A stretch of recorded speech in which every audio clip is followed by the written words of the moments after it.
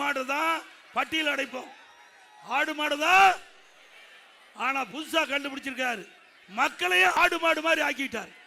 மக்களையும் பட்டியல் கொண்டு அடைக்கிறான், பட்டியல கொண்டு போய் அடைக்கிறான். நியாயமா? இதுக்கா ஜனநாயக நாடு? இப்படிப்பட்ட ஜனநாயக நாட்டில் இன்றைக்கு மக்களை கவர்ச்சிகரமா பேசி ஆடு மாடுகளை பட்டியலை அடைப்பதை போல பட்டியலை அடைக்கின்ற கட்சி நாட்டுக்கு தேவையா?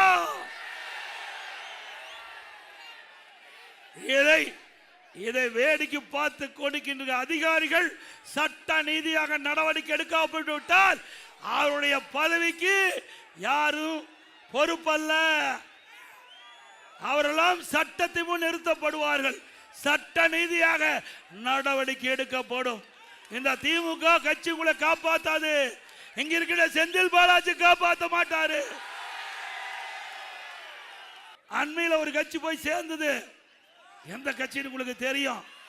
அதுக்கு அதிக இடம் அந்த கட்சி உண்மையிலேயே அந்த கட்சி ஒரு உண்மையான செய்தி சொல்லிட்டு போயிட்டாங்க. அந்த கட்சியுடைய பொதுச் செயலாளர் உண்மையான ஒரு செய்தி, தமிழகத்தில் பாலியல் வன்கொடுமை நடக்குது. நாம சொல்லல, திரு ஸ்டாலின் அமர வச்சு அவருடைய கூட்டணி கட்சி சேர்ந்த ஒரு கட்சி சேர்ந்த பொதுச் செயலாளர் கூட்டத்தில் பேசிய பேச்சு வலைதளத்தில் வந்தது, தொலைக்காட்சியில் வந்தது. உண்மைதானே? அப்படின்னா அந்த கட்சிக்கு ஓட்டு போடலாமா? கூட்டணி கட்சி தலைவரே சொல்லிட்டாங்க, நாம எதிர்கட்சி, நாம சொன்னா தவறுன்னு சொல்லுவாங்க.